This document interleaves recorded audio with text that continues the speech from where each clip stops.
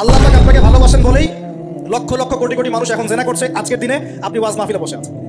আল্লাহ পাক আপনাকে ভালোবাসেন বলেই আপনি আল্লাহকে সিজদা দেওয়ার তৌফিক পেয়েছেন। আপনি লা ইলাহা ইল্লাল্লাহ কালিমা শিখেছেন। আপনি এই যে কোরআন পড়তে শিখেছেন, কোরআন পড়ছেন, হাদিস পড়ছেন, নবীর দ্বীনের প্রতি মহব্বত আছে। আল্লাহ আপনাকে ভালোবাসেন বলেই হচ্ছে। কখন বুঝবেন আল্লাহ আপনাকে ভালোবাসেন? যখন আল্লাহ পাকের অনুমোদিত কাজগুলো আপনার ভালো লাগবে। নামাজ পড়তে ভালো লাগছে, রোজা রাখতে ভালো লাগছে, কোরআন তেলাওয়াত করতে ভালো লাগছে, আল্লাহর জিকির করতে ভালো লাগছে, আলেম ওলামার সাথে থাকতে ভালো লাগছে। ঠিক আছে, আল্লাহর হালাল কাজগুলো যখন ভালো লাগবে বেশি বেশি, বুঝবেন আল্লাহ আপনাকে নির্ঘাত মহব্বত করেন। আর যখন আল্লাহ পাকের নিষেধগুলো, হারাম মদ আমার ভালো লাগে না, জিনা ভালো লাগে না, আমার খারাপ জিনিস দেখতে ভালো লাগে না, খারাপ শুনতে ভালো লাগে না, বুঝবেন আল্লাহ আপনাকে ভালোবাসেন। আর যখন দেখবেন খারাপের পিছনে আপনার ঝোঁক বেশি, দুর্নীতি করতে ভালো লাগে, সুদ খাইতে ভালো লাগে, ঘুষ খাইতে ভালো লাগে, কাউকে ঠকাইলে মনে আমি স্মার্ট হয়ে গেলাম, হ্যাঁ, মানুষের টাকা আত্মসাৎ করতে ভালো লাগে, নামাজ না পড়ে ঘুম দিতে ভালো লাগে, ঠিক আছে, রমজান মাসে বিড়ি টানতে ভালো লাগে, ঠিক আছে, মেয়ের সাথে যে টাঙ্কি মারতে ভালো লাগে, তখন বুঝবেন যে আল্লাহ আপনাকে এখনো ভালোবাসেন বা আপনি আল্লাহর ভালোবাসা পাওয়ার যোগ্যতা হারিয়ে ফেলেছেন। আল্লাহ পাক আমাদেরকে বোঝার তৌফিক দান করুন।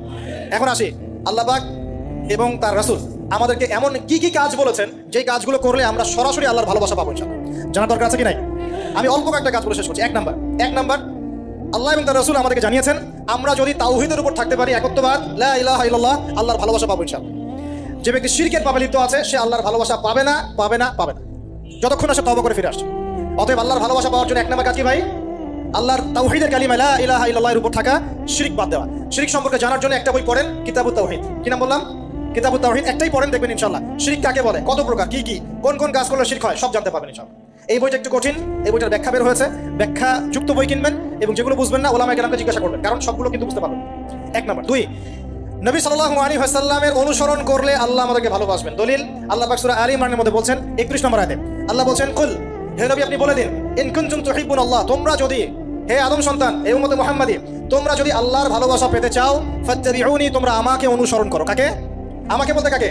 রাসূলুল্লাহ সাল্লাল্লাহু আলাইহি ওয়াসাল্লামকে। তাহলে কি হবে? ইউহিব্বুকুমুল্লাহ, আল্লাহ পাকও তোমাদেরকে ভালোবাসবেন। বলে সুবহান, আল্লাহ আমাকে ভালোবাসবেন ইনশাআল্লাহ। আর কি? ইয়াগফির লাকুম যুনুবাকুম, আল্লাহ পাক তোমাদের সমস্ত গুনাহ মাফ করে দিবেন। আল্লাহু গফুরুর রহিম, আল্লাহ পাক পরম করুণাময়, অসীম দয়ালু।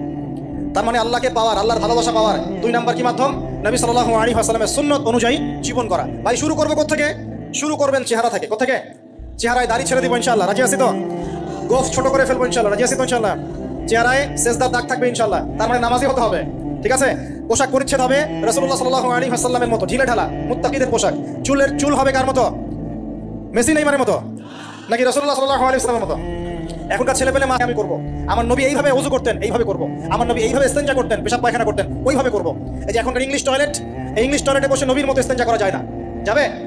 ওলামায়ে কেরামকে জিজ্ঞাসা করেন, নবী সাল্লাল্লাহু আলাইহি ওয়াসাল্লাম বাম পায়ে ভর দিয়ে ইস্তেনজা করতেন। কোন পায়ে? এখন বসেন ইংলিশের উপরে, বাম পায়ে কেমনে বসবেন? সম্ভব? ওই যে আমি বলি, এটা মজা করে বলি, কষ্ট থেকেও বলি, একদম বৈশ্বিক পলিটিক্যাল সিস্টেম থেকে শুরু করে বাথরুমের টয়লেট পর্যন্ত সবকিছুই চলছে পশ্চিমা আদর্শে। এখন সবকিছু, এভরিথিং একদম বাথরুমের কমোড পর্যন্ত। এখন তো কমোড উঠাই দিছে, এখন সামনে একটা বালতি রেখে দেয় গামলার মতো, এখানেই পেশাব করতে হয়। দেখেন নাই মনে হয় আপনারা? দেখবেন অচিরে এগুলো আসতেছে সামনে, দাঁড়ায় বসার কোনো সুযোগ নেই। আর সবগুলো মাপ সমান। কারো হাইট যদি 6 ফুট, কারো 5 ফুট হয়, তখন কি হবে? অ্যাডজাস্ট করতে হবে ধরে তখন, নাকি? যুবকরা বুঝতে পারছে, তখন কাউকে লম্বা হতে হবে, কাউকে খাটো হতে হবে, মাপ তো সমান। আর সবার মাপ যদি সমান না হয় এমন কি হবে? আল্লাহ পাক বোঝার তৌফিক দান। এগুলো শয়তানি না বলেন? বসে ইস্তেনজা করতে হয় না? বসে ইস্তেনজা না, এই পেশাবের ছিটা ফোটার কারণে কবরে আযাব হয় না? আপনারা হাদিসে জানেন না? নবীজি একটা কবরের পাশ দিয়ে যাচ্ছেন, তিনি থেমে গেলেন, থেমে গিয়ে বলছেন এই কবর দুটোতে আযাব হচ্ছে। কি হচ্ছে? কবরের আযাব। তিনি জানলেন কেমন করে? আল্লাহ পাক তাকে জানিয়েছেন, আল্লাহ পাক তাকে খবর দিয়েছেন এই কবর দুটো কি হচ্ছে? আযাব। নবীজি বলছেন এই কবর দুটোতে বড় কোনো পাপের কারণে আযাব হচ্ছে না। সাহাবীরা বলছেন তাহলে কি কারণ হচ্ছে রাসূলুল্লাহ? তিনি বলছেন একজন পেশাব পায়খানা করে, স্পেশালি পেশাব করে এই ছিটা ফোটা থেকে সে সতর্ক থাকতো না। পেশাব করে, ওই যে বলেন আমাদের ছেলেরা, প্যান্ট খারাপ ভাই, নামাজে যেতে পারবো না, নামাজে রাখে বলে ভাই প্যান্ট নষ্ট। তোমরা ভালো করে হাদিসে শোনো, এই ব্যক্তি বড় কোনো পাপ করে নাই, সে পেশাব করার পরে পবিত্র হতো না, মানে এর ছিটা ফোটা থেকে সাবধান থাকতো না, এই কারণে কবরে আযাব দেওয়া হচ্ছে। বলেন নাউযুবিল্লাহ। অন্য হাদিসে নবীজি বলছেন বেশিরভাগ কবরের শাস্তি পেশাবের ছিটা ফোটার কারণে হয়ে থাকে। আস্তাগফিরুল্লাহ, নাউযুবিল্লাহ। এই টয়লেটগুলোর মধ্যে পেশাবের ছিটা ফোটা লাগে না?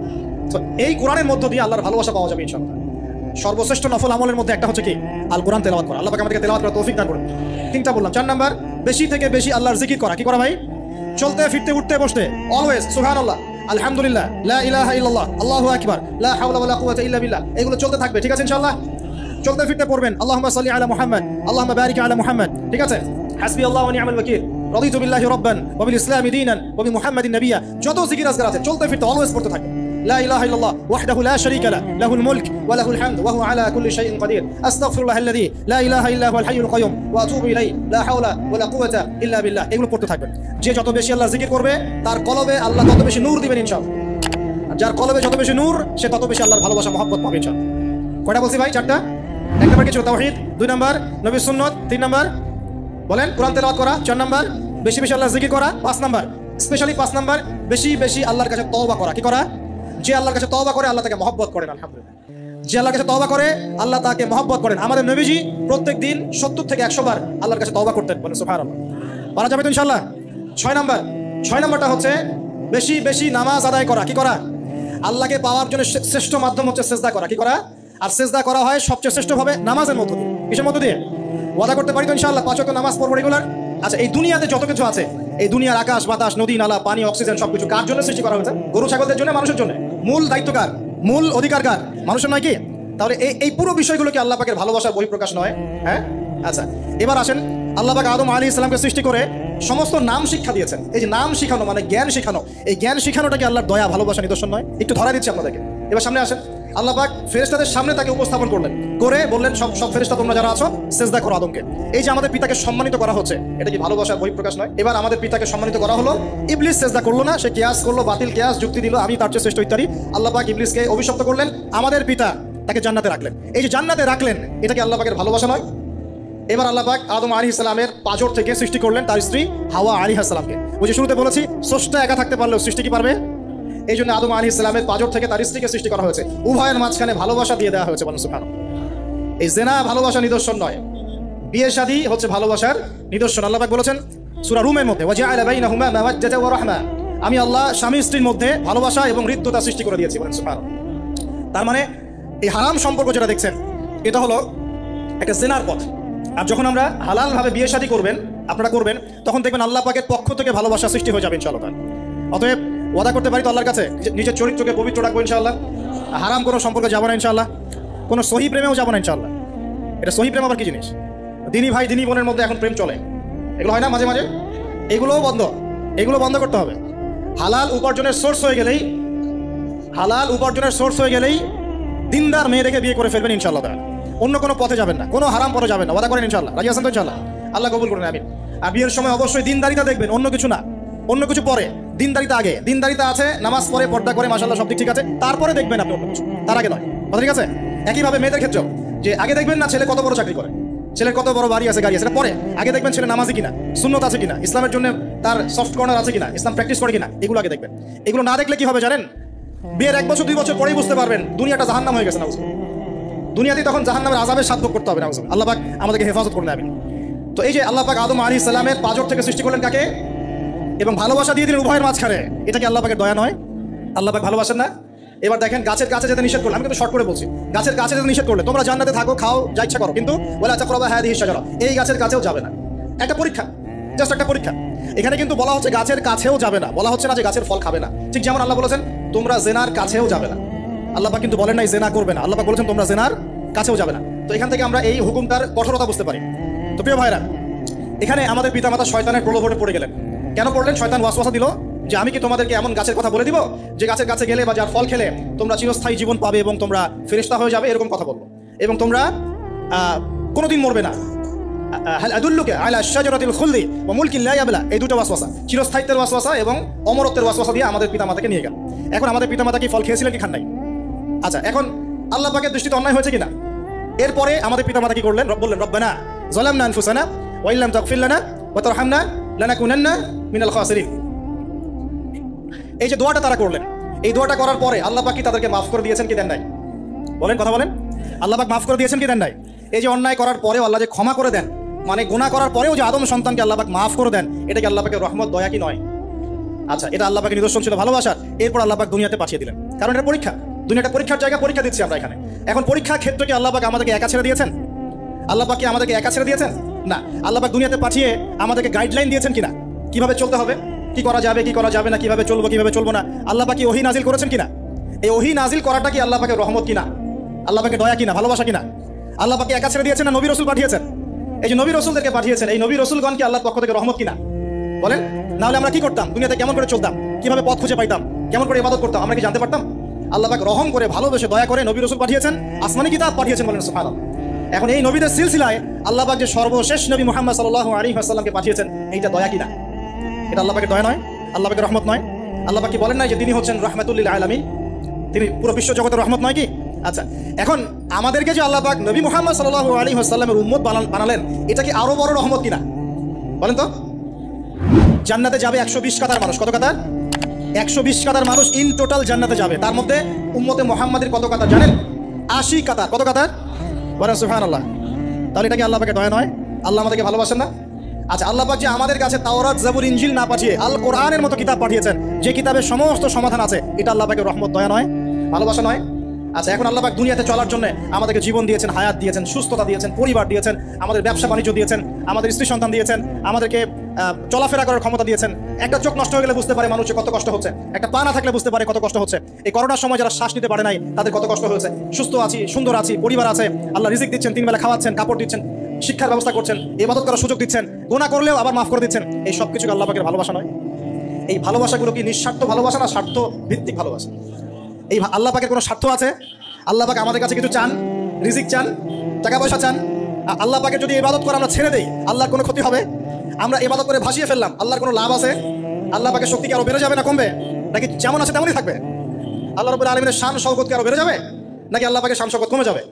আল্লাহ রাব্বুল আলামিন যেমন, আল্লাহ পাক তেমনই থাকবেন, তাই নাকি? আল্লাহ পাকের যে বিশাল খাজানা আছে, আমরা যদি ইবাদত করে ভাসিয়ে ফেলি, খাজানা কি বেড়ে যাবে? আমরা যদি সবাই ইবাদত করা ছেড়ে দেই, খাজানা কমে যাবে? আল্লাহ পাকের কোনো স্বার্থ আছে আমাদের ভালোবাসার? কোনো স্বার্থ নাই। তাহলে আল্লাহ পাক এই পুরো বিশ্ব জগৎ সৃষ্টি করেছেন নিঃস্বার্থভাবে, তার স্বার্থ ছাড়া। এত অসংখ্য নিয়ামতে আমাদেরকে ভর্তি করে রেখেছেন আমাদের স্বার্থে, তার কোনো স্বার্থ নাই? কোনো স্বার্থ আছে? এই পরীক্ষায় পাশ করলে আমরা আবার জান্নাতে যাবো ইনশাআল্লাহ। ওই জান্নাতে যাওয়ার পরে কি আমাদের স্বার্থ থাকবে না আল্লাহ পাকের স্বার্থ থাকবে? যে আল্লাহ পাক আমাকে যে জ্ঞান দিয়েছেন, আল্লাহ পাক আমাকে যে লিমিটেড জ্ঞান দিয়েছেন, এই জ্ঞান দিয়ে আমি আগামীকাল কি হবে সেটা বলতে পারি না। বলতে পারি? যে মানুষের জ্ঞান এতই ক্ষুদ্র যে আগামীকাল তার সাথে কি হবে সে বলতে পারে না, সেই মানুষের পক্ষে কি এই অদৃশ্যের জগৎ সম্পর্কে এত গভীর জ্ঞান লাভ করা সম্ভব? মানুষের জ্ঞান কি অসীম না আল্লাহ পাকের জ্ঞান অসীম? এখন সেই অসীম সত্তার পক্ষ থেকে যখন কোনো ওহী আসে, কোনো তথ্য সংবাদ আসে, তাহলে আমি কি সেই জ্ঞানকে পেনিট্রেট করতে পারবো? বরং আমার উচিত হবে সেই তথ্যকে বিশ্বাস করা এবং তার সামনে আত্মসমর্পণ করা। তাহলে আমি ধর্মান্ধ হয়ে সবচেয়ে স্মার্ট মানুষ হয়েছি। যারা আল্লাহ পাকের ওহীতে বিশ্বাস করে সে হচ্ছে সবচেয়ে স্মার্ট মানুষ। কারণ আল্লাহ পাকের ওহীর সব জ্ঞান তো আমি ভেদ করে যেতে পারবো না। কারণ আমি তো আগামীকাল কি হবে তাই জানি না। আগামীকাল কি হবে তাই যে জানে না, সে কিভাবে পরকালের জীবনকে ব্যাখ্যা করবে? কিয়ামতের মাঠে কে কোথায় দাঁড়াবে, কার হাসর কোথায় হবে, কে জান্নাতে যাবে, কে জাহান্নামে যাবে, আমি কি বলতে পারবো? কার সাথে কোন ফেরেশতা আছে, কার সাথে কি আকৃতির শয়তান আছে, শয়তান তাকে কিভাবে ওয়াসওয়াসা দেয়, কবরে কি আযাব হয়, আত্মা কাকে বলে, স্বপ্নে মানুষ কেন দেখে হাসে কাঁদে, স্বপ্ন কিভাবে সত্যি হয়, এরকম অনেক প্রশ্ন আছে গায়েবের। এগুলোকে আমরা ব্যাখ্যা করতে পারবো? অতএব গায়েবে বিশ্বাস না করলে কেউ মুমিন হতে পারে না। আর আল্লাহ রাব্বুল আলামিন এই গায়েবের খবর জানেন। এই গায়েবের খবর থেকে আল্লাহ আমাদেরকে যতটুকু তথ্য দিয়েছেন এতটুকু আমরা জানি, এর বেশি আমরা জানি? আচ্ছা, মায়ের গর্ভে যখন সন্তান, তখন ফেরেশতা লিখে দিচ্ছেন এক, তার হায়াত কতটুকু হবে, ব্যাস লেখা হয়ে গেছে। লেখা হয়ে গেছে মানে যা হায়াত, যা অপচয় করেছেন তো করেছেনই। এখন সারা জীবন যদি মাথাটা ঠুকরে ঠুকরে কাঁদেন, তাও ওই অপচয়কৃত দিনগুলো ফিরে আসবে না। শিক্ষা নেবেন না এখান থেকে? 30 বছর চলে গেছে মানে 30 বছর আল্লাহর নাফরমানি করেছেন, সারা জীবন মাথা ঠুকরে কাঁদলেও ওই 30 বছর ফিরে আসবে না। আসবে যুবক ভাই? অতএব কি করা উচিত? ফিরে আসা উচিত নাকি এভাবেই চলতে থাকবে? লেখা হয়ে গেছে, বাড়বেও না কমবেও না। 2, রিজিক কি কি পাবেন, আপনার রিজিক সব লেখা হয়ে গেছে। আল্লাহ রাব্বুল আলামিন 6 দিনে মহাবিশ্ব সৃষ্টি করে মহাবিশ্বের সব জায়গায় যার যার কাজ তাকে বুঝিয়ে দিলেন। কোন গ্রহ কি কাজ করবে, কোন সৌরজগৎ কেমন করে চলবে, দুনিয়া কিভাবে ঘুরবে, সূর্য কিভাবে উঠবে, চাঁদ কিভাবে আসবে, কোন মাখলুক কি কাজ করবে, ফেরেশতাদের কাজ কি হবে, ইত্যাদি ইত্যাদি আল্লাহ পাক সমস্ত কাজ বুঝিয়ে দিলেন। সূরা আলিফ লাম মিম সিজদা, হামিম সিজদার মধ্যে আছে, পড়ে দেখবেন। আল্লাহ পাক পুরো মহাবিশ্বের দায়িত্ব বন্টন করে দিলেন। এবার আল্লাহ রাব্বুল আলামিন কি করলেন শোনেন। আল্লাহ রাব্বুল আলামিন বলছেন, এই পুরো মাখলুক কায়নাত সৃষ্টি করার পর আল্লাহ পাক তার রহমতকে 100 ভাগে ভাগ করলেন। কত ভাগে? আল্লাহ পাকের দয়া, রহমত, ভালোবাসাকে 100 ভাগে ভাগ করলেন। ভাগ করে 1 ভাগ, মাত্র 1 ভাগ আল্লাহ পাক পুরো মহাবিশ্বে ছড়িয়ে দিলেন, বলেন সুবহানাল্লাহ। বাকি 99 ভাগ রহমত আল্লাহ পাক তার কাছে রাখলেন। এই 1 ভাগ ভালোবাসার কারণেই, এই 1 ভাগ ভালোবাসার কারণেই এই যে সন্তান কান্না করলে মায়ের বুক ফেটে যায়, সন্তান অসুস্থ হলে বাবার বুক ফেটে যায়, যেই বাবা সহজে চোখের পানি কাউকে দেখায় না, সেই বাবা জায়নামাজে দাঁড়িয়ে চোখের পানি ছাড়তে থাকে। এই 1 ভাগ রহমতের কারণে আমরা দেখি যে রাস্তার কুকুর পর্যন্ত তার বাচ্চাকে চাটে, আদর করে, মহব্বত করে। এই 1 ভাগ রহমতের কারণে আমরা আমাদের স্ত্রীদেরকে মহব্বত করি, স্ত্রীকে সুখে রাখার জন্য জীবনটা পর্যন্ত বিলিয়ে দেয়। সকাল থেকে রাত পর্যন্ত কোনো কোনো ক্ষেত্রে হারাম পথে যেতেও দ্বিধা করি না, স্ত্রী সন্তান সুখে থাক এই আশায়, তাই না ভাই? এই 1 ভাগ রহমতের কারণে, এই 1 ভাগ রহমতের কারণে গাভী দেখবেন, গাভী তার বাচ্চাকে প্রসবের পর চাটে, গাটা চেটে পরিষ্কার করে দেয়। এই 1 ভাগ রহমতে পুরো কায়নাত টিকে আছে। আর নবী সাল্লাল্লাহু আলাইহি ওয়াসাল্লাম বলছেন বাকি 99% রহমত আল্লাহ পাক তার কাছে রেখেছেন। এই রহমত এবং ভালোবাসা দিয়ে আল্লাহ পাক কিয়ামতের মাঠে মানুষকে মাফ করবে ইনশাআল্লাহ। তার মানে বলেন আল্লাহু আকবার। তার মানে আমরা আশা করতে পারি ইনশাআল্লাহু তাআলা আমরা আল্লাহর জান্নাত পাবো ইনশাআল্লাহ। পাবো কিনা? শুধু একটা কাজ যদি উম্মত করতে পারে জান্নাত পাবে। বলে দিব কোনটা? অনেক কাজই আছে কিন্তু স্পেশাল একটা কাজ, একটা। আল্লাহ রাব্বুল আলামিন মেরাজের রাতে তার নবীকে উঠিয়ে নিয়েছিলেন, উঠিয়ে নিয়ে কাছে নিয়ে আসছেন, একদম কাছে, আর যে আরশের কাছাকাছি। নবী সাল্লাল্লাহু আলাইহি ওয়াসাল্লাম বলছেন ওই সময় তার উপর 3টা স্পেশাল ওহী করা হয়েছে। কয়টা? 3টা। একটা হচ্ছে 50 ওয়াক্ত নামাজ। কত ওয়াক্ত? এটা কমতে কমতে কমতে কত ওয়াক্ত হয়েছে? 5। 5কেও কমানোর জন্য কোন নবী বলছিলেন? মুসা আলাইহিস সালাম বলছেন 5ও পারবে না, কমাই নিয়ে আসেন। 5ও যে পারবে না, মুসা আলাইহিস সালাম কেমন করে জানলেন? তার উম্মত 2 ওয়াক্ত নামাজ পড়ে। কয় ওয়াক্ত নামাজ পড়ো ছিল? ওই 2 ওয়াক্ত তারা আদায় করতে পারে নাই। এই অভিজ্ঞতা থেকে তিনি বলেছেন যে আপনার উম্মত 5 ওয়াক্ত পারবে না। সত্যি না মিথ্যা কথাটা? আসলেই কি উম্মত 5 ওয়াক্ত নামাজ পড়তে পারছে? আচ্ছা, যাই হোক, আল্লাহ পাক আমাদেরকে পড়ার তৌফিক দান করুন। দ্বিতীয় ওহী হচ্ছে সূরা বাকারার শেষের 3টা আয়াত। কয় আয়াত? সূরা বাকারার শেষের 3 আয়াত ওহী করেছেন কে? আল্লাহ রাব্বুল আলামিন। কোন ব্যক্তি যদি রাতের বেলা সূরা বাকারার শেষের 3টা আয়াত পড়ে সারা রাত ইবাদত করে নাকি পাবে ইনশাআল্লাহ। আর 3 নাম্বারটা হচ্ছে স্পেশাল, সেটা হচ্ছে আল্লাহ পাক বলেছেন হে মুহাম্মদ সাল্লাল্লাহু আলাইহি ওয়াসাল্লাম, বলেন সাল্লাল্লাহু আলাইহি ওয়াসাল্লাম, তোমার উম্মতের কোনো ব্যক্তি যদি আসমান জমিনের সমান গুনাহ নিয়ে আমার সামনে দাঁড়ায়, আসমান জমিন সমান গুনাহ নিয়ে আমার সামনে দাঁড়ায়, কিন্তু আমার সাথে শিরকের পাপ নাই, আমার সাথে কোনো শিরকের পাপ করে নাই, ইনশাআল্লাহ আমি আল্লাহ তার সামনে আসমান জমিন সমান ক্ষমা নিয়ে হাজির হব ইনশাআল্লাহ। তার মানে আমরা যদি ইনশাআল্লাহ তাআলা শিরকের পাপ থেকে দূরে থাকতে পারি, ইনশাআল্লাহ আশা করা যায় আমরা আল্লাহর সন্তুষ্টি পাবো ইনশাআল্লাহ। এরপর আল্লাহ রাব্বুল আলামিন কি করলেন? আল্লাহ রাব্বুল আলামিন পুরো মহাবিশ্ব সৃষ্টি করে সব দায়িত্ব ভাগ করে দিলেন। ভাগ করে দেওয়ার পরে আল্লাহ পাক জান্নাত জাহান্নাম সৃষ্টি করেছেন কিনা? আচ্ছা, জান্নাত এবং জাহান্নাম কার কার জন্য সৃষ্টি করেছেন বলেন? জিন আর মানুষ। আচ্ছা, এখন জান্নাতের চেয়ে কি শান্তির কোনো জায়গা আছে? আচ্ছা, এই জান্নাত কার জন্য সৃষ্টি করেছেন? জিন আর মানুষ। আচ্ছা, তাহলে আল্লাহ পাক মানব জাতিকে ভালোবাসেন কিনা? ভালোবাসেন কিনা? আপনি যখন কাউকে ভালোবাসবেন তাকে সবচেয়ে সুন্দর গিফট দিতে চাইবেন কিনা? তার জন্য সবচেয়ে ভালোটা কিনতে চাইবেন কিনা? আল্লাহ পাক জান্নাত তৈরি করেছেন কাদের জন্য? আমাদের জন্য। তার মানে আল্লাহ পাক আমাদেরকে ভালোবাসেন কিনা? অবশ্যই বাসেন। খেয়াল করে দেখেন, আত্মীয়তার সম্পর্ক আপনি বজায় রাখবেন। মনে রাখবেন, আমি বারবার একটা কথা বলেছি আপনাদের ওয়াজ মাহফিলে, যে পৃথিবীতে যে কাজই করবেন আল্লাহর সন্তুষ্টির জন্য করবেন।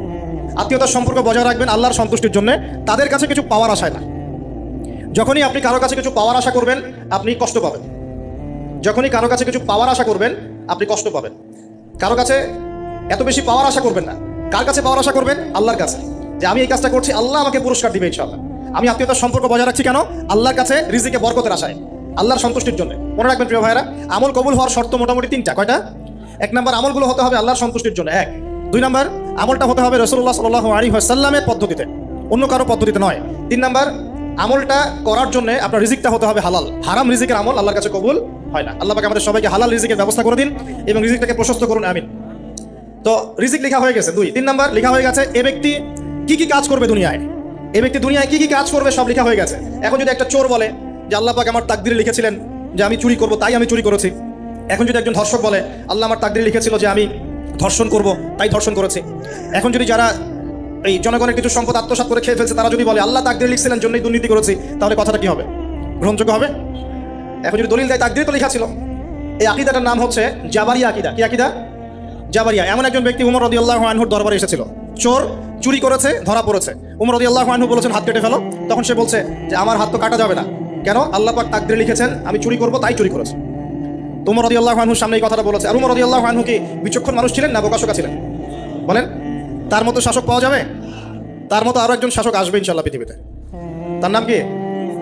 নবী ঈসা আলাইহিস সালাম ইনশাআল্লাহু তাআলা। এবং তার আগে আরো একজন ইমাম আসবেন। তার নাম কি? তার নাম হচ্ছে মুহাম্মদ। কি নাম? তার নাম মুহাম্মদ, তার উপাধি হচ্ছে মাহদি। কখন আসবেন? যখন পৃথিবীতে যুদ্ধ বিগ্রহ ছড়িয়ে পড়বে, ব্যাপক আকারে মালহামা চলবে, তখন আসবেন। কাদের পক্ষে আসবেন? মুসলিমদের পক্ষে। কি উদ্দেশ্যে আসবেন? সারা বিশ্বে জুলুম তুলে ফেলার জন্য। এবং আরেকটা কি উদ্দেশ্য? ওই জেরুজালেম উদ্ধার করার জন্য। কোন জেরুজালেম? যেটা এখন ইহুদিরা দখল করে আছে।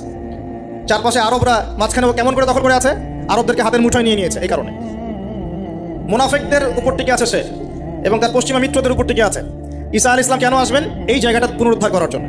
ঈসা আলাইহিস সালাম কি পরাজিত হবেন না বিজয়ী হবেন? কত বছর বিশ্ব শাসন করবেন? 40 বছর। এগুলো হবে বিশ্বে, এগুলো হওয়া এখনো বাকি আছে। আরো কি হবে? মুসলিমরা কনস্ট্যান্টিনোপল আবার জয় করবে। এই কনস্ট্যান্টিনোপলের মধ্যে ফিতনা দেখা দিবে অচিরেই, মুসলিমরা ওটা আবার দখল করবে ইনশাআল্লাহু তাআলা। আরো কি হবে? বললাম ভূমিকম্পের বছরগুলো আসবে সামনে, এবং মুতায়নুন শাদীদ মহামারীও আসবে। আরো কি? বড় বড় 3টা ভূমিকম্প বাকি আছে এখনো। আগে বলেছি লেকচারে, একটা পৃথিবীর পূর্বে, একটা পশ্চিমে, একটা মাঝখানে। এগুলো এখনো বাকি আছে। বিশ্বে অনেক কিছু হওয়া এখনো বাকি আছে। এখন যা দেখছি এগুলোই সব না, এগুলো চলে যাবে। সময় কি হবে? চলে যাবে। আরো নতুন সময় আসবে ইনশাআল্লাহ তাআলা। আমাদের দায়িত্ব কি? আমাদের দায়িত্ব পরিস্থিতি বুঝে দিন ধরে রাখা, আমল করা এবং মানুষকে দিনের দিকে আহ্বান করা। আমরা যদি দায়িত্ব পালন না করি তাহলে কি হবে? আল্লাহ পাক আমাদেরকে সরিয়ে দিয়ে নতুন কওম নিয়ে আসবেন। আল্লাহ পাক সূরা মুহাম্মাদে বলেছেন, ওয়া ইন তাতাওয়াল্লাউ, তোমরা যদি মুখ ফিরিয়ে নাও, ইয়াস্তাবদিল কওমান গায়রাকুম, আল্লাহ পাক নতুন কওমকে তোমাদের জায়গায় স্থলাভিষিক্ত করবেন। সুম্মা লা ইয়াকুনু আমসালাকুম, তারা তোমাদের মতো হবে না, মানে আমাদের মতো অপদার্থ হবে না। তোমার বিজয়ের শর্ত কি? আল্লাহ সূরা মুহাম্মাদই বলেছেন, ইন তানসুরুল্লাহ ইয়ানসুরুকুম, তোমরা আল্লাহর দ্বীনকে সাহায্য করো তবেই আল্লাহ তোমাদেরকে সাহায্য করবে। ওয়া ইউসাব্বিত আকদামাকুম, তোমাদের পা আল্লাহ দৃঢ় করে রাখবেন। আমরা আল্লাহকে সাহায্য না করলে আল্লাহ পাক আমাদেরকে সাহায্য করবেন না। সিম্পল। আল্লাহ পাক সূরা রাদের মধ্যে বলেন, ইন্নাল্লাহা লা ইউগাইয়িরু মা বিকওমিন হাত্তা ইউগাইয়িরু মা বিআনফুসিহিম, আল্লাহ পাক কোনো কওমের অবস্থা ততক্ষণ পরিবর্তন করেন না যতক্ষণ না সেই কওম তার নিজের অবস্থার পরিবর্তনের চেষ্টা করে। তাহলে আমাদের পরিবর্তন কেন হচ্ছে না? কারণ আমরা নামাজ ছেড়ে দিয়েছি। 90% মুসলিমের দেশে কত পার্সেন্ট নামাজ পড়ে চিন্তা করে দেখবেন। আমরা কোরআন ছেড়ে দিয়েছি। 90% মুসলিমের দেশে কত পার্সেন্ট বিশুদ্ধ করে কোরআন তেলাওয়াত করতে পারে? একটু খোঁজ নিয়ে দেখবেন। কোরআন শুমারি করে দেখেন, নামাজ শুমারি করে দেখেন, তাহলে বুঝতে পারবেন। আর যারা কোরআন পড়তে জানে তাদের মধ্যে কত পার্সেন্ট কোরআনের অর্থটা বোঝে? এটা আরো বড় বিষয়।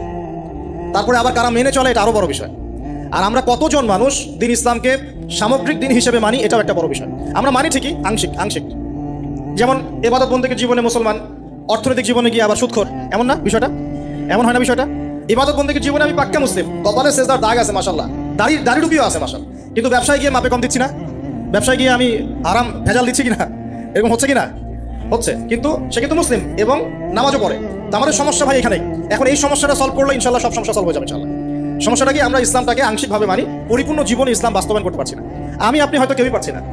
ফখর করলে বলার নাই যে আমি খুব পারছি, আসলে আমিও পারছি না। কারণ এই যুগে এটা পারাটা খুব ডিফিকাল্ট। এই যুগে পারাটা কি খুবই কঠিন, কিন্তু এটাই তো এই যুগের চ্যালেঞ্জ। নবীজি বলেছেন, তোমাদের সামনে এমন যুগ আসছে যে যুগে ইমান ধরে রাখাটা হাতের মধ্যে আগুন ধরে রাখার মতো হবে। তবে সুসংবাদ ওই যুগে তাদের জন্য যারা আমার সুন্নতকে আবার জীবিত করতে পারবে, যে আমার মৃত সুন্নতকে জীবিত করবে, আল্লাহ পাক তাকে দূর মানে প্রেমময়, আল্লাহ পাক ভালোবাসেন কিনা? তাহলে এই পুরো মহাবিশ্ব সৃষ্টি করে আল্লাহ পাক কি মহাবিশ্বের মধ্যে ভালোবাসা ছড়িয়ে দেন নাই? কি হতে পারবে? আর এই দুর্বলতার কারণ কি জানো? পর্নোগ্রাফির মধ্যে দিয়ে গোপন পাপ, তাই না ভাই? এই যুগে এইসব পাপ থেকে বেঁচে থাকা খুবই ডিফিকাল্ট। কিন্তু বিশ্বাস করেন, এই কথাটা শোনেন, যদি কোনো ব্যক্তি, যুবক, স্পেশালি যুবক যার যৌবনের তাড়না আছে, এই যুবক যদি পবিত্র জীবন যাপন করতে পারে, আল্লাহ পাক ওই যুবককে দেখে অবাক হয়ে যাচ্ছে। এবং কেউ যদি প্রকাশ্য গোপন জেনা থেকে বেঁচে থাকতে পারে, সাক্ষাৎ মৃত্যুর হাত থেকে আল্লাহ তাকে বাঁচাতে পারে। জীবনে যত পাপ করেছেন, এই পাপগুলোর কাছে খাতায় লিখবেন যে আমি এই পাপ জীবনে করেছি। মনে করেন, নিজের সাথে অনেস্ট হবেন, আয়নার সামনে দাঁড়াবেন, চোখ বন্ধ করে রাত্রেবেলা শুয়ে চিন্তা করবেন যে আমার তো বয়স হয়ে গেল 30, 40, 50, সারা জীবনে কি বড় বড় পাপগুলো করেছে। চিন্তা করে দেখবেন আপনি খুঁজে পাবেন। আমি দোয়া করি যে আপনি খুঁজে না পান, কিন্তু পাবেন ইনশাআল্লাহ। আপনি বহু নামাজ আপনি পড়েন নাই, কাজা করেছেন, বহু রোজা আপনি রাখেন নাই, যাকাত ফরজ হয়েছে সেই কবে আপনি দেন নাই, হ্যাঁ হজ ফরজ হয়ে গেছে কবে করছেন না, করেন নাই, বোনের সম্পত্তি দেন নাই, প্রতিবেশীর সম্পত্তি মেরে খেয়েছেন। কোনো ক্ষেত্রে দেখা যেতে পারে, এটাও হতে পারে এমনটাও যে আপনি জনগণের সম্পত্তি মেরে খেয়েছেন, এমন হতে পারে আপনি করাপশনে ছিলেন, হতে পারে জিনা করেছেন, মদ খেয়েছেন, ইত্যাদি সুদ খেয়েছেন। অনেস্টলি খাতায় লেখার পরে শেষ রাতে উঠে চোখের পানি ছেড়ে দিয়ে আল্লাহর কাছে 2 রাকাত নামাজ পড়ে বলেন, আল্লাহুম্মা আনতা রাব্বি লা ইলাহা ইল্লা আনতা খালাকতানি আনা আবদুক ওয়া আনা আলা আহদিক ওয়া ওয়া'দিকা মাসতাতা'ত আউযু বিকা মিন শাররি মা সানা'ত আবুউ লাকা বিনি'মাতিকা আলাইহি ওয়া আবুউ বিযানবি ফাগফিরলি ফাইন্নাহু লা ইয়াগফিরু যুনুবা ইল্লা আনতা। এটা সাইয়্যিদুল ইস্তিগফার। ইস্তিগফারের শব্দ যে ব্যক্তি সকালে পড়বে, রাত্রের আগে যদি মারা যায় জান্নাতি, রাত্রে পড়বে, সকালের আগে মারা গেলে জান্নাতি। হিসনুল মুসলিম বইয়ের মধ্যে আছে। কোন বই? হিসনুল মুসলিম। তোমরা যে ফোন সারাদিন চালাও, ভালো কিছু অ্যাপস ডাউনলোড করো, হিসনুল মুসলিম একটা অ্যাপসও আছে, ডাউনলোড করে দেখো, সব দোয়া কালামগুলো এখানে দেয়া আছে না? আচ্ছা, এটা যদি না পড়েন, এতটুকু বলবেন, আস্তাগফিরুল্লাহাল্লাযী লা ইলাহা ইল্লা হুয়াল হাইয়ুল কাইয়্যুম ওয়া আতুবু ইলাইহি। চোখের পানি ছেড়ে দিয়ে পাপ থেকে তওবা করে ফিরে আসতে হবে। এটা কাজ নাম্বার 1। এটা কত নাম্বার কাজ? 1 নাম্বার কাজ। কারণ আমরা জানি না যে আমরা কে কতদিন বাঁচবো, জানি? কিন্তু মানুষের চলাফেরা দেখলে মনে হয় যে মানুষ জানে। একটা ফয়সালা আল্লাহ পাক দিলেন, এখন আমি চিন্তা করবো যে এই নামাজ পড়তে আল্লাহ পাক বলেছেন, আমি চিন্তা করছি যে নামাজ কেন পড়বো, নামাজ পড়ার কি দরকার, এর বৈজ্ঞানিক উপকারিতা কি, হ্যাঁ নামাজ পড়লে এর পিছনে দর্শন কি, এর পিছনে যুক্তি কি, এইসব তন্ত্রমন্ত্র ঘেটে যদি আপনি নামাজ পড়েন, পরিপূর্ণ আত্মসমর্পণ হয় নাই। কখন হবে? আল্লাহ বলেছেন সামি'না আতা'না, আল্লাহ বলেছেন নামাজ পড়তে 5 ওয়াক্ত, বাস নামাজ পড়ো। এর পিছনে কারণ থাকতে পারে, সব কারণ আমার জানা জরুরি না এবং সব কারণ আমি জানতেও পারবো। এখানে দেখেন একজন নবীর কথা বলি, যার নাম আমরা প্রথমে বলেছি, আল্লাহুম্মা সাল্লি আলা মুহাম্মাদ ওয়া আলা আলি মুহাম্মাদ কামা সাল্লাইতা আলা ইব্রাহিম। নবী মুহাম্মদ সাল্লাল্লাহু আলাইহি ওয়াসাল্লামের নামের সাথে ইব্রাহিম আলাইহিস সালামের নাম কেন, অন্য নবীর নাম নয় কেন? বুঝতে পারতে হবে না? কারণ হচ্ছে নবী সাল্লাল্লাহু আলাইহি ওয়াসাল্লামের জীবনের যে ধারা এবং ইব্রাহিম আলাইহিস সালামের জীবনের ধারা কিন্তু হুবহু একই রকম। শুধু নবী সাল্লাল্লাহু আলাইহি ওয়াসাল্লাম শেষে গিয়ে মক্কা থেকে পুরো জাজিরাতুল আরবে ইসলামী খিলাফা কায়েম করেছিলেন। ইব্রাহিম আলাইহিস সালাম ওই সময়টা হয়তো পান নাই। That's all. এখন দেখেন ইব্রাহিম আলাইহিস সালাম সম্পর্কে আল্লাহ পাক কি বলছেন? আল্লাহ পাক বলছেন ইয ক্বালা লাহু রাব্বুহু আসলিম ক্বালা আসলামতু লিরাব্বিল আলামিন। আল্লাহ পাক যখনই ইব্রাহিমকে বলেছেন আলাইহিস সালাম আত্মসমর্পণ করো, ইব্রাহিম আলাইহিস সালাম আত্মসমর্পণ করেছেন, বলেছেন আসলামতু লিরাব্বিল আলামিন, আমি জগৎ সমূহের প্রতিপালকের সামনে আত্মসমর্পণ করলাম। একটা মিসাল দিচ্ছি, তার সন্তানকে জবাই করতে বলেছিলেন, মনে আছে? সন্তান বলেছিল যে ইয়া আবাতি ফাআল মা তু'মার, হে আমার আব্বা আপনাকে যে আদেশ করা হচ্ছে আপনি তাই করেন। সাতাজিদুনি ইনশাআল্লাহু মিনাস সাবিরিন, ইনশাআল্লাহ আপনি আমাকে ধৈর্যশীল পাবেন। ইব্রাহিম আলাইহিস সালাম জবাই করার আগে কি আল্লাহকে প্রশ্ন করেছিলেন যে এর পিছনে যুক্তি কি, এর পিছনে দর্শন কি, এর পিছনে বিজ্ঞান কি? নাকি আল্লাহ আদেশ করেছেন বাস করেছেন? কোনটা? আল্লাহ পাক আদেশ করেছেন, চোখ বন্ধ করে কাজ করতে গিয়েছেন। এবং এই নবীকে আল্লাহ পাক বলছেন হুয়া সাম্মাকুমুল মুসলিমিন, তিনি তোমাদের নাম দিয়েছেন মুসলিম। তাহলে প্রথম মুসলিম কে পাচ্ছি আমরা? এখানে প্রথম সারির মুসলিম কে পাচ্ছে? ইব্রাহিম আলাইহিস সালাম, যিনি আল্লাহ আদেশ আসলেই বাস্তবায়ন করতে চলে যান। এর নাম প্রকৃত মুসলিম, আত্মসমর্পণ করা। আমরা কি সবকিছুর সামনে আত্মসমর্পণ করতে পারছি? যদি পারতাম তাহলে ইবাদত বন্দেগীর জীবনে পাক্কা মুসল্লি হয়ে অর্থনৈতিক জীবনে পাক্কা সুদখোর কেন হচ্ছে? আমরা নামাজ পড়ি না? নামাজ 5 ওয়াক্ত পড়ি মাশাআল্লাহ, কিন্তু ব্যবসা করতে গিয়ে মাপে কম কেন দেই? ব্যবসা করতে গিয়ে আমি মজুদদারি কেন করি? আমি অন্যকে কেন ঠকাই? কেন ভেজাল মিশাই? পণ্যের সাথে ভেজাল কেন মিশাই? অর্থনৈতিক জীবনে গিয়ে আমি সুদ কেন খাই? ঘুষ কেন নিব? দুর্নীতি কেন করবো যখন আমি 5 ওয়াক্ত নামাজ পড়ি? তার মানে কি জানেন? তার মানে আমরা এই আয়াতের উপর আমল করতে পারি নাই। কোন আয়াত? আল্লাহ পাক বলেন উদখুলু ফিস-সিলমি কাফা, তোমরা পরিপূর্ণরূপে ইসলামে প্রবেশ করো। এটা আয়াত আমল হয়েছে? কখন পরিপূর্ণ প্রবেশ হবে? যখন জীবনের প্রতিটা ক্ষেত্রেই আমরা ইসলাম পালন করতে পারবো। ইসলামকে শুধু ইবাদত বন্দেগীর জীবনেই, খালি নামাজ রোজা হজ জাকাতের নামই কি ইসলাম? ব্যবসা ইসলাম নাই, পরিবারে নাই, অর্থনীতির মধ্যে নাই, রাজনীতির মধ্যে তো নাই। এটাতে থাকার দরকার নাই। এটা আমরা যা ভালো বুঝি তাই। এখানে ইসলামের হেদায়েতের দরকার নাই। এখানে পশ্চিমে অনেক তন্ত্র আছে, সেকুলারিজম আছে, ডেমোক্রেসি আছে, কমিউনিজম আছে। ইসলামের প্রয়োজন আছে? কোনো দরকার নাই। এটা আমরা মুখে বলি ঠিকই, কিন্তু আসলে বাস্তবায়ন করা সম্ভব হয়? 100% হয় না, কিন্তু হবে ইনশাআল্লাহ। কবে হবে? যখন ইমামুল মাহদি আসবেন ইনশাআল্লাহ। কবে হবে? যখন ঈসা ইবনে মারইয়ামকে আল্লাহ আবার পাঠাবেন ইনশাআল্লাহ। তখন আমি একটা ভবিষ্যৎবাণী বলে যাই, এটা আমার ভবিষ্যৎবাণী না। কে বলেছেন? রাসূলুল্লাহ সাল্লাল্লাহু আলাইহি ওয়াসাল্লাম। কিয়ামত হবে না যতক্ষণ পর্যন্ত না ঈসা ইবনে মারইয়ামকে আল্লাহ পাক পাঠাচ্ছেন এবং তিনি একজন ন্যায়পরায়ণ শাসক হবেন, যিনি 40 বছর এই বিশ্বে ন্যায় বা শান্তি প্রতিষ্ঠা করবেন। কে বলেছেন এটা? মুহাম্মদ সাল্লাল্লাহু আলাইহি ওয়াসাল্লাম। কোথা থেকে শাসন পরিচালনা করবেন? বাংলাদেশ থেকে? উত্তর না, কোথা থেকে? যেই জায়গাটার মানে আমাদের মালিকানার জায়গা, সেখান থেকে আমাদের মুসলিম ভাই বোনদেরকে আজকে নির্মম নির্যাতন করে বের করে দিয়েছে না? ওই জেরুজালেম থেকে ইনশাআল্লাহ তাআলা তিনি সারা বিশ্বে ইসলাম প্রতিষ্ঠা করবেন। এটা বিশ্বাস করেন? এটা সত্য কথা। এখনকার অবস্থা থেকে বোঝা যায়। এখন তো মনে হচ্ছে ইসলামের সাথে বিশ্বের শাসনের সাথে মুসলিমদের কোনো সম্পর্কই নেই, কেমন হয় না? কিন্তু এমনটা থাকবে না ইনশাআল্লাহ। বিশ্বাস করেন? এমনটা থাকবে না। হয়তো আমি অপদার্থ একজন মানুষ, আমি অপদার্থ, হয়তো আমরা অনেকে অপদার্থ, আমাদের দ্বারা হচ্ছে না, কিন্তু আল্লাহ পাক এমন একটা প্রজন্ম নিয়ে আসবেন ইনশাআল্লাহ, যারা আল্লাহ পাকের জমিন আল্লাহর দিনটা প্রতিষ্ঠা করবে ইনশাআল্লাহ। দিন পালন আর প্রতিষ্ঠা এক জিনিস নয়। প্রতিষ্ঠা মানে হচ্ছে কাঁচা পাকা সমস্ত বাড়ির মধ্যে কালিমা লা ইলাহা ইল্লাল্লাহ প্রবেশ করবে ইনশাআল্লাহ। এমনটা হাদিসে এসেছে, একটা কাঁচা বাড়ি বাদ থাকবে না, একটা পাকা বাড়িও বাদ থাকবে না যেখানে আল্লাহ পাক তাওহীদের কালিমা লা ইলাহা ইল্লাল্লাহ প্রবেশ করাবেন না। আমরা কি ইসলামের এই বিজয় চাই? সত্যি চাই তো? তাহলে আজকে অ্যালার্ম দিব আর রাত্রেবেলা খেলা দেখতে উঠে যাবো ইনশাআল্লাহ, নাকি ভাই? এই বিজয় চাইলে কি লাগবে আমাদের? আমরা পশ্চিমা সংস্কৃতি অনুসরণ করবো, ওদের মতো করে তেলাপোকা ছাড় দিব নাকি? তেলাপোকা ছাড় বোঝেন নাকি? মাথায় মনে হয় কিছু কিছু ইঁদুর আর তেলাপোকা ছেড়ে দিয়েছে, চেটে চেটে চুলগুলো এগুলো থেকে নাই করে দিয়েছে। সামনে এখানে একটু চুল আছে, মা তেলাপোকা ছাড়। যুব সমাজ করছে না? কাপড় চোপড়, পোশাক পরিচ্ছদ, তামাদ্দুন, তাহসিব সবকিছু পশ্চিমাদের থেকে নেওয়া হচ্ছে না? সংস্কৃতি নেওয়া হচ্ছে না? আজে বাজে সুদ ঘুষের সংস্কৃতি চলছে না? অশ্লীলতা পর্নোগ্রাফি চলছে না? বেরাল্লাপনা বেহাপনা চলছে না? বেপরদামি চলছে না? এগুলো করতে থাকলে কি আমরা সেই বিজয় জাতি হতে পারবো কিনা? আমার খোলা একটা প্রশ্ন আপনার কাছে। আমি তো আপনাকে কিছু চাপা দিতে পারবো না, পারবো? একজন দায়ী বা একজন আলেম মাঝে মুআল্লিম, তার কাজ কতটুকু? এতটুকু, 2 লাইন। ফাযাক্কির, তুমি উপদেশ দিবে।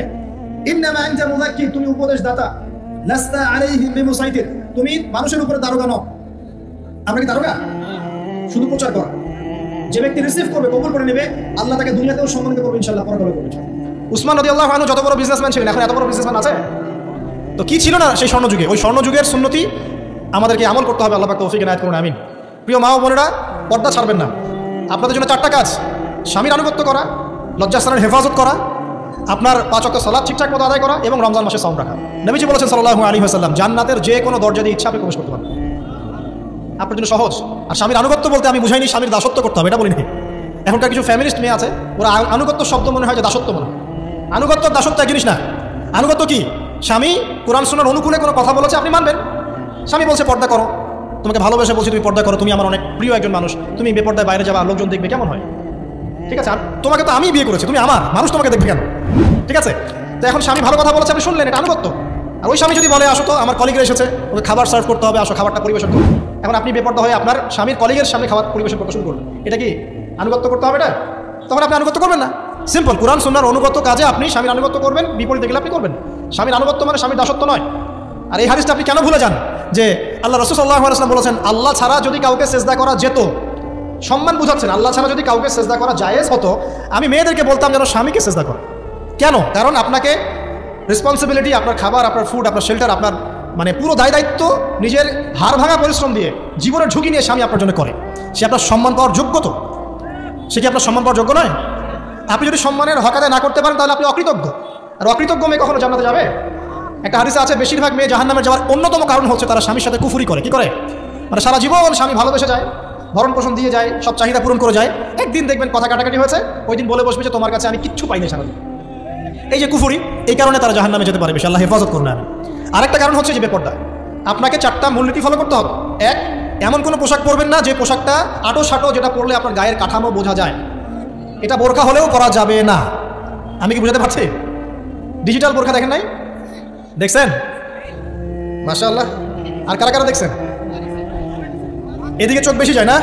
আচ্ছা, এমনি দেখা যায়, চোখ দিতে হয় না, এমনি দেখা যায়। ডিজিটাল বোরখা চলবে না, ডিজিটাল বোরখা চলবে না। আমার মত, এটা আমি মত দিচ্ছি, আমি আল্লাহর রাস্তায় সময় দিয়েছি অনেকদিন, এবং এখানে যে পর্দাটা শেখানো হয় এরকম পর্দা আমি অন্য কোথাও দেখিনি। এত চমৎকার পর্দা শেখানো হয়। কারা কারা সময় লাগিয়েছেন? 3 দিন 7 দিন সময় দিয়েছেন কারা? বেশিরভাগই দেন নাই, সমস্যা নাই, দিতে হবে, আমি বাধ্যতামূলক বলিনি আপনাকে। বলেছে এখানে পর্দা শেখানো হয়, চমৎকার পর্দা শেখানো হয়, যে এখানে চোখটা পর্যন্ত তাদের ঢেকে রাখার তালিম দেওয়া হয়। যাই হোক, যেখানেই শেখেন অ্যাটলিস্ট পর্দাটা শিখলেই হলো। এমন পোশাক হবে না যে পোশাকটা আটো সাটো, যেটা পরে আপনার গায়ের কাঠামো বোঝা যায়। 2 নম্বর, এমন পোশাক পরা যাবে না যে পোশাকটা পরলে বাহির থেকে ভিতরের অঙ্গ দেখা যায়। দেখেছেন? দেখেন নাই? দেখছেন হুজুর? আচ্ছা, আপনারা তো সব দেখেন দেখি। তারপরে 3 নম্বর, এমন পোশাক পরা যাবে না যেটা অমুসলিমদের সাথে সাদৃশ্য আছে। কথা বুঝতে পারছেন? অমুসলিমদের ধর্মীয় বিষয়ের সাথে সাদৃশ্য আছে এমন পোশাক মুসলিম মেয়েদের পরা যাবে না। এর মানে এই নয় যে অন্য ধর্মকে আপনি আক্রমণ করবেন, এটাও নয়। যে যার ধর্ম তাদের স্বাধীনতা মতো পালন করবে। মুসলিমরা বাধা দিবে? দিবে না। মুসলিমরা দাওয়াত দিতে পারে। কি করতে পারে? দাওয়াত দিতে পারে যে ভাই, লা ইলাহা ইল্লাল্লাহর কনসেপ্ট আপনাকে বুঝাচ্ছি, আল্লাহ ছাড়া কোনো মাবুদ নাই, মুহাম্মদ সাল্লাল্লাহু আলাইহি ওয়াসাল্লাম সর্বশেষ রাসূল, এই কোরআন পড়ুন, হাদিস পড়ুন, দেখুন এটাই হচ্ছে মানবতার মুক্তির সনদ। এরপর যদি সে ইসলাম কবুল করে আলহামদুলিল্লাহ, যদি না করে এর হিসাবকে দিবে, সে নিজে দিবে, এর হিসাবকে আমাকে দেওয়া লাগবে? দেওয়া লাগবে না। তো অমুসলিমদের সাথে সাদৃশ্য আছে এমন পোশাক চলবে না। আর 4 হচ্ছে, পুরুষরা মেয়েদের পোশাক পরতে পারবে না, মেয়েরা পুরুষদের পোশাক পরতে পারবে না। জি, আপনাদেরকেই বলছি, আপনারা জিন্স পরতে পারবেন না, মেয়েদেরকে বলছি, এবং টি শার্ট পরতে পারবেন। আপনারা ওই যে যা ইচ্ছা তাই ড্রেস পরে বলবেন যে 1000 বছরের সভ্যতা সংস্কৃতি, এসব বাজে কথা চলবে না। কেন? এটা 1000 বছরে কোনোদিনও আমাদের দাদা নানিরা এগুলা কখনো পরে নাই। পড়ছে? আপনার দাদি কখনো এরকম পরছিল শাড়ি? তো যে বললো 1000 বছর থেকে পরে আসতেছে নাকি? সুবহানাল্লাহ। তো এখানে বিষয়টা হচ্ছে, পুরুষ মেয়ের পোশাক পরতে পারবে না, মেয়ে পুরুষের পোশাক পড়তে পারবে না। আমি খুব সংক্ষিপ্ত করে আপনাকে কোরআন সুন্নাহ থেকে 4টা মূলনীতি বলে দিলাম। এই 4টা মূলনীতি কোরআনেও আছে, হাদিসেও আছে। আসেন, এই যে নারীর অবমাননা, এই বিষয়টা আইএমএ জাহিলিয়াতে যেমন ছিল, এখন দেখবেন আরো বড় পরিসরে এসেছে। আসলে এই যে ফ্যাশন শো, দেহের প্রদর্শনী, বিভিন্ন ফিল্মস দেখবেন, ফিল্ম ইন্ডাস্ট্রিতে দেখবেন, মিউজিকে দেখবেন, পর্নে দেখবেন, মেয়েদের দেহটাকে নিয়ে ব্যবসা করা হচ্ছে। আগে তো না হয় কন্যা সন্তান হলে জীবন্ত পুঁতে ফেলতো নাকি? এখন যদি গর্ভের বাচ্চা মেয়ে জানে, অনেকে আগেই মেরে ফেলে। বোঝে না? এমন হয়, অনেকে যদি জানে যে গর্ভে মেয়ে সন্তান আছে, আগেই মেরে ফেলে। এমন অনেক দেশ আছে, আমি নাম বলছি না দেশের সঙ্গত কারণে, যে সে দেশে এরকম মেয়ে সন্তানকে এই যে খালাস করে ফেলার, নষ্ট করে ফেলার, ভ্রূণ নষ্ট করার আলাদা ক্লিনিক আছে, আলাদা হসপিটাল আছে। বলে নাউজুবিল্লাহ। তো আসলে ওই 1450 বছর আগের মানুষটা বেশি বর্বর ছিল না, আমরা বেশি বর্বর। এই অধিকারের কথা বলে বলে আমরা মেয়েদের দেহটাকে নিয়ে এখন মস্করা করছি, তামাশা করছি। সবচেয়ে সেরা অধিকার কোথায় পাবে? কোরআনে পাবে, হাদিসে পাবে, ইসলামে পাবে। তার পর্দা নিশ্চিত হবে, দেহ সেফ থাকবে, তার ইজ্জত নিশ্চিত হবে, ইজ্জত সেফ থাকবে, তার সম্মান সেফ থাকবে, তাকে রাজরানীর মতো স্বামী বাসায় রাখবে, কারণ সে হচ্ছে তার কাছে সবচেয়ে মূল্যবান প্রিয় বস্তু। শুধু তাই নয়, সম্পত্তির অধিকার তাকে দিতে হবে।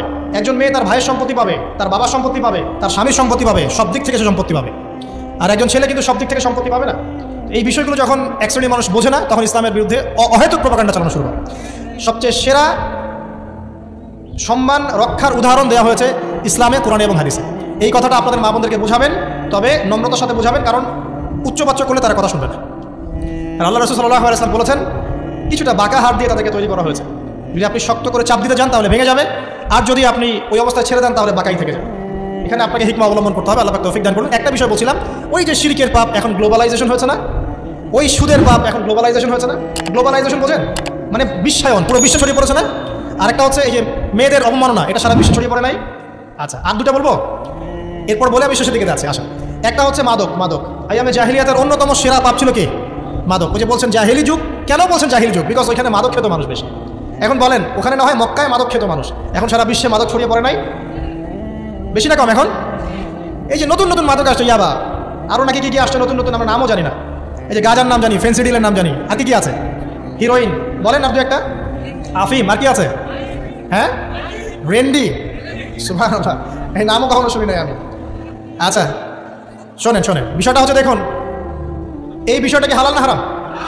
আচ্ছা, এটাকে যদি আমরা হালাল করে নিই তাহলে কি হবে? কুফরি হবে না শিরক হবে? শিরক কুফর দূরে হচ্ছে। কিন্তু এখন মক্কার কিছু মানুষ মাদক খেয়েছে, বুঝলাম, আল্লাহ রাব্বুল আলামিন ধাপে ধাপে এখান থেকে বের করেছেন। প্রথমে বলেছেন মদ খেয়ে নামাজের ধার কাছে যেও না, হ্যাঁ। তারপরে বলেছেন এই যে মাদকে কিছুটা উপকার আছে কিন্তু বেশি ক্ষতি। তারপর বলেছেন খেয়ে নামাজের কাছে যেও না। তারপর ধাপে ধাপে শেষের দিকে আল্লাহ পাক বলেছেন যে এটাকে ছেড়ে দাও। সূরা মাইদায় পড়ে দেখেন, এটা শয়তানের কাজ। তখন সাহাবায়ে কেরাম রাদিয়াল্লাহু আনহুম পুরোপুরি মাদক থেকে নিজেদেরকে মুক্ত করলেন। এরপরে কি কখনো তারা মাদক ছুঁয়েও দেখেছেন? বরং মাদক দ্রব্য সেবন করলে 40টা লাঠি বেত্রাঘাত করতে হয়, ইসলামিক শাস্তি। কয়টা লাঠি? আর উমর রাদিয়াল্লাহু আনহুর সময়ে 40 লাঠিকে বাড়িয়ে 80 লাঠি করা হয়েছে। কত লাঠি? 80 লাঠি। কিন্তু আরও একটা পাপের শাস্তি আছে, বলবো? অপবাদ, এখন যেটা বেশি দেওয়া হয়, অপবাদ, মিথ্যা অপবাদ, সতী সাদী নারীর উপরে মিথ্যা অপবাদ, এর শাস্তি হচ্ছে 80 লাঠি। আবার 100 লাঠির শাস্তি আছে, 100 লাঠি। এটা কি সে জানেন? জিনা, জিনা, এই যে যারা করছেন, এর শাস্তি হচ্ছে 100 লাঠি। তাও জনসমক্ষে দিতে হবে, গোপনে না। আর 1 বছরের জন্য এলাকা ছাড়া করতে হবে। রজম একটা শাস্তি আছে, রজম। এটা কি? রজম মানে পাথর নিক্ষেপ করে হত্যা। এটা তো বর্বর, তাই না? অমানবিক, মধ্যযুগীয়। এসব কথা শুনছেন না? শোনেন, কিছু কিছু বিষয় আছে যে বিষয়গুলো করার পরে এই পৃথিবীতে মানুষ বেঁচে থাকার অধিকারটা হারিয়ে ফেলে। কথা বুঝতে পারছেন না? কিছু কিছু পাপ আছে, এগুলো করলে পরে মানুষ এই পৃথিবীতে বেঁচে থাকার অধিকারটা হারায় ফেলে। যেমন কোনো বিবাহিত ব্যক্তি যদি জেনা করে, নাউজুবিল্লাহ, কোনো ছেলে যদি কোনো ছেলের সাথে যৌন সম্পর্ক করে, সমকামী করে, বা এটাকে গে মানে যেটা কি বলে, সমকামিতা, ঠিক আছে, এই কাজ যদি কেউ করে, নোংরা কাজ যদি কেউ করে, কোনো মেয়ে যদি কোনো মেয়ের সাথে এরকম কোনো কাজ করে, একই পাপ। এইসব পাপ করলে পরে এই পৃথিবীতে বেঁচে থাকার অধিকারটা সে হারিয়ে ফেলে। কথা কি বুঝতে পারছেন? আচ্ছা, তখন শাস্তি হচ্ছে আল্লাহ রাব্বুল আলামিন পাথর নিক্ষেপ করে হত্যা করতে বলেছেন। কারণ হচ্ছে সে এত গর্হিত একটা কাজ করেছে যেটা এই শাস্তি পাওয়ার সম্পূর্ণ যোগ্য। এবং কওমে লূত নামে যে কওম ছিল, ওই কওমটাকে আসমানে উঠিয়ে আল্লাহ পাক পাথর বর্ষণ করে এভাবেই শেষ করে দিয়েছেন। জর্ডান একটা দেশ আছে না, জর্ডানের পাশে ডেড সি নামে একটা জায়গা আছে, ডেড সি, মৃত সাগর। ওইখানে সাদুম নামে একটা গোত্র থাকতো। কোন গোত্র? সাদুম। ওই সাদুম গোত্র এরকম সমকামী ছিল। আল্লাহ রাব্বুল আলামিন লূত আলাইহিস সালামকে পাঠিয়েছিলেন, তারা হেদায়েতের বাণী শুনে নাই। আল্লাহ পাক ওদেরকে আসমানে উঠিয়ে পাথর নিক্ষেপ করে উল্টা দিকে দাফন করে দিয়েছে। তো কিছু কিছু পাপ আল্লাহ পাক সহ্য করেন না, আল্লাহ পাকের আরশ কেঁপে ওঠে। এই পাপগুলো সেরকম পাপ। কথা বুঝতে পারছেন? তো এই যে জিনা, পর্নোগ্রাফি, ব্যভিচার, পরকীয়া, এগুলোর মধ্য দিয়ে আমরা নারীর অবমাননা করছি না? এবং ধর্মের মাধ্যমে মাঝে মাঝে করছি, যখন আমরা ধর্মের নামে মেয়েদের অধিকার দিচ্ছি না। অনেকেই সম্পত্তির অধিকার দিচ্ছেন না, অনেকেই শিক্ষিত করছেন না, অনেকেই আরও যৌতুক দিচ্ছেন না, যৌতুক দিচ্ছেন অনেকেই। যে বিয়ের সময় যৌতুক নেয়, এটা তো মেয়ের উপর, মেয়ের পিতার উপর টর্চার করা, সম্পূর্ণ হারাম, সম্পূর্র্ণ হারাম। তারপরে দেখবেন, রিপোর্টগুলো পড়ে দেখবেন যে এই বছর 2022, এই 22-এই গভর্নমেন্ট রিপোর্ট অনুযায়ী নিবন্ধিত প্রায় 1339টা ধর্ষণের মামলা হয়েছে। তো এটা এখন অ্যাভেলেবল, যে কোনো সব জায়গায় ধর্ষণ হচ্ছে, এখন অ্যাভেলেবল। মানুষ এটাকে স্বাভাবিক মনে করছে, এখন নর্মাল ধর্ষণ হতেই পারে, মানুষ এখন এমন মনে করছে। প্রত্যেক দিন পেপার খুলবেন, দেখবেন রেপের খবর, প্রত্যেক দিন খবর শুনবেন ধর্ষণের খবর। আর সব খবর তো আসে না, আসে হয়তো 10%, 20%, 30%, বেশিরভাগই আসে না। এলাকায় মোড়ে মোড়ে দেখবেন, গ্রামে গঞ্জে, শহরে বন্দরে খালি ইফটিজিং দেখবেন, খালি ইফটিজিং। মেয়েদেরকে যৌন হয়রানি করা হচ্ছে, বাসে, অটোতে, টেম্পুতে, সব জায়গায়। বাসের মধ্যে মেয়েকে রেপ করে ফেলা হচ্ছে। একটা বাচ্চা মেয়ে যে বোঝেও না যে সেক্সুয়াল বিষয়গুলো কি জিনিস, ওকেও রেপ করা হচ্ছে। এই যে মহামারী, আপনি তো বুঝতে পারছেন না যে আমরা কোন সমাজে আছি। এই সমাজে আপনার মেয়ে তো সেফ না, আমার মেয়ে তো সেফ না।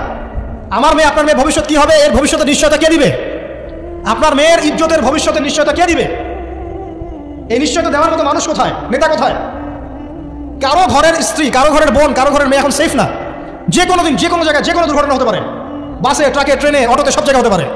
আর এগুলোকে আমরা প্রমোট করছি, এখন নগ্নতাকে প্রমোট করছি, পর্নকে প্রমোট করছি। এই নগ্নতা, পর্ন এসব দিয়ে মানুষের মাথাটাকে পুরো জানোয়ার বানিয়ে ফেলা হয়েছে। পর্ন দেখাতে দেখাতে ছেলেদের মাথাটাকে জানোয়ার, পশু বানিয়ে ফেলা হয়েছে। এরা এখন বোঝে না যে মেয়ে কি জিনিস, মা কি জিনিস, বোন কি জিনিস, তাও বোঝে না। ভাই বোনের সাথে জেনা করেছে, চাচাতো বোন চাচাতো ভাইয়ের সাথে জেনা করছে, চাচাতো ভাই ফুফাতো বোনের সাথে জেনা করছে। রংপুরের খবর শুনলাম যে মায়ের সাথে ছেলেও জেনা করেছে। এগুলো কেন হচ্ছে? মহামারী কেন হচ্ছে? কি সমাধান দিবে? সমাধান ইসলামে ছিল, আমরা নেই নাই।